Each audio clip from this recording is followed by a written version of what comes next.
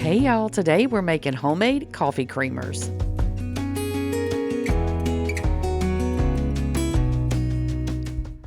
Okay, so first up, Italian sweet cream. This was specifically requested by my daughter, so y'all can thank her for this one. So what you're going to do is take 1 can of sweetened condensed milk. We're going to add that to a pot on our stove. You don't necessarily have to do this on the stove. You could put this in a jar and just shake it real good. But I feel like it mixes in better if you kind of heat it and let that condensed milk melt a little bit. I feel like it just mixes better. So I'm adding mine to my pot, obviously. 1 can of sweetened condensed milk and 1.5 cups to 2 cups of milk. I think I added about 2 cups there. My recipe says 1.5 cups. Either one will work just fine. Y'all know I don't half measure anything anyway. So I'm just going to stir that up a little bit, and then I'm going to add in some almond extract. You're going to add in 1/2 teaspoon of that, and then you're going to add in about 2 teaspoons of vanilla. Now, normally I wouldn't add like my vanilla when my pot is on the stove, but we're not like boiling this or even like getting it really hot. We're just getting it a little bit warm, and that way everything mixes together really good, okay? So I got these little bottles off of Amazon. I will link them down below for y'all. They're not the best quality though, I will say that. It comes in a big pack. It works for what I used it for, but I would not like freeze something in this or do anything that was going to be like a long-term storage situation. But they're like 8-ounce bottles and they worked fine for this. So I'm just scooping enough in my bottle to fill my bottle up. And that little funnel that I'm using, I got that when I ordered my bottles for my vanilla, but you can probably get one anywhere. So that's our Italian sweet cream. You're gonna have some left over. So what I did was just pour them into some containers. You can put this in the freezer. They're gonna be good until the date your milk expires, which I always go past that date, but smell it and see. But that's how long it'll last. Otherwise, you can freeze it for about 3 months. Next up, we're doing pumpkin spice. This was another one that my daughter thought would be really good, and spoiler alert, she does love this one. So to my pot, I'm going to add in another 1 can of sweetened condensed milk, and y'all know that I did show y'all how to make homemade sweetened condensed milk, so you can absolutely make your own and use it in these recipes, okay? So to this, we're going to add in 2 teaspoons of pumpkin pie spice, because it's pumpkin spice, right? That's exactly what it is. So we got to add the pumpkin spice in there, pumpkin pie spice. Then you're going to add in 2 teaspoons of cinnamon, okay? Then I'm going to go ahead and mix this up. I saw somebody else do this ahead of time, and if you mix your spices into the condensed milk, it keeps it from just all of your seasonings floating on the top when you mix it. So I thought, you know what, I'm going to do that too. So now you're going to add in some pumpkin puree, okay? Not pumpkin pie filling, pumpkin puree. I added in about 3 tablespoons of that. You can add a little more if you like a little more. You know, I wouldn't say add less because this is pumpkin. This is pumpkin flavored. So then you're going to add in about 1 teaspoon of vanilla. And then we're going to add in here 2 cups of milk, just regular old milk. This is 2%, I believe, because that's usually what I buy. I don't really buy whole milk unless like I was making those recipes the other day. But otherwise, I just use 2%.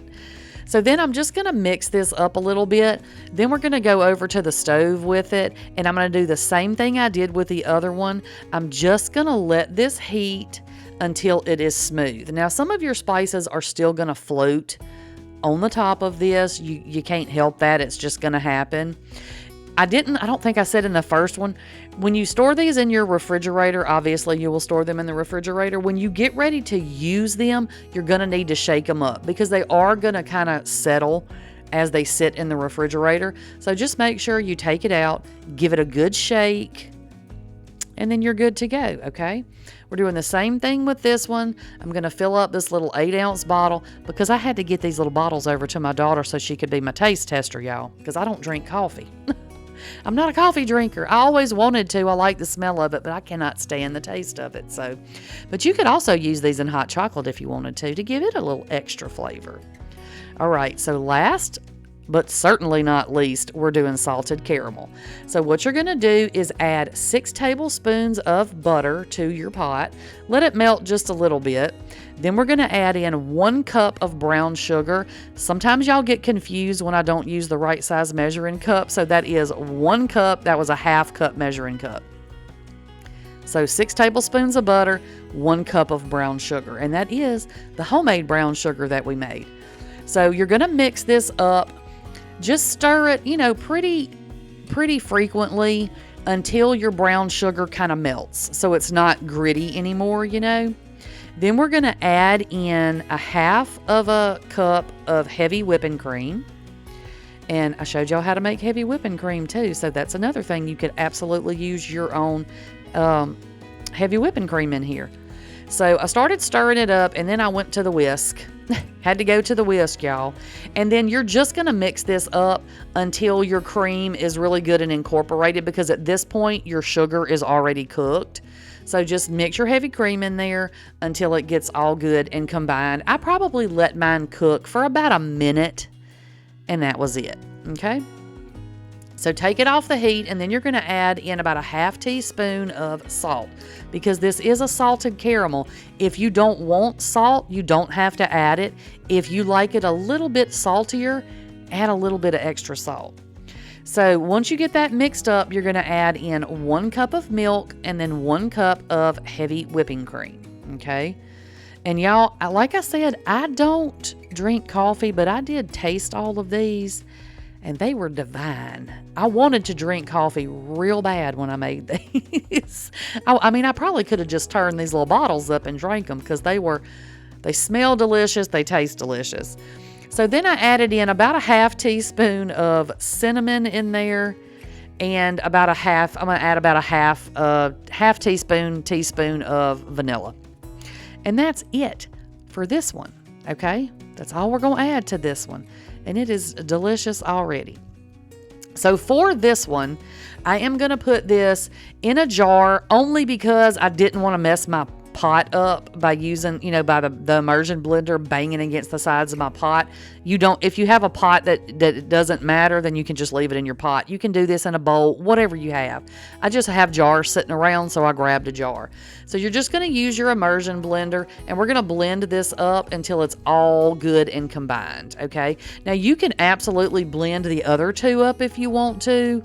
However you want to do it, I'm just kind of trying to give you some options of different ways you can do things, okay? So then we're just going to pour another little bottle of this, and again, whatever you have left over, you can put it in one plastic container, a freezer container, and freeze it. You can freeze it in whatever containers you want to freeze it in, and it'll be just fine. But I am going to show you another way that you can freeze it that's kind of cute. It's kind of cute, y'all. It's kind of cute. We got our 3 flavors made. So what I decided to do was take some silicone molds that I had. This one, each one of these, one of them is like an ice cube tray, the blue one. And then this other one is one that I made like I did chocolate in. But they both hold a tablespoon in each little dip, little whatever it is. I can't think right now. But one of them's just taller and skinnier and the other one's shorter and fatter. So what I did was I just spooned my coffee creamer into these little molds. Make sure you shake it up good, especially that pumpkin one with all them seasonings in it. But you're just going to fill up. You can do a regular ice cube tray. You can do little fancy, shaped things or whatever. And then you can pop these in the freezer. I let them freeze overnight, I think, maybe 2 days. I don't even remember. And then I'm going to pull them out, and I shouldn't have let them sit out as long as I did because they were starting to thaw just a little bit. But I just got some Ziploc bags, and I am going to just put these down into my Ziploc bags. And of course, if you have some that the colors are very similar, like you can see the salted caramel, once they're like frozen like this, the salted caramel and look, I shot it across the room. The salted caramel and the Italian sweet cream are very similar looking. So just make sure that you know what you're putting in your bags. And then when you get ready to have your coffee, you can just take one of these out of the freezer and just plop it right down into your coffee. You know, 1 or 2 or however much creamer I know some of y'all like a lot of creamer in your coffee, but ever how much you like, you can put in there. This is a tablespoon. The way that I froze it, they were a tablespoon each. So if you like a half a cup, then get you ever how many tablespoons equal a half cup, and well, it might make your coffee cold, but hey, you'll have iced coffee. But that's it, y'all. You can chunk those over in the freezer and they are good to go. Super, super simple. So this was highly requested. I hope that y'all enjoyed this video, and I'm glad I finally got to do it for y'all. Stay tuned. We have a lot more coming, but that's all I've got for y'all today, and I'll catch y'all on the next one. Bye, y'all.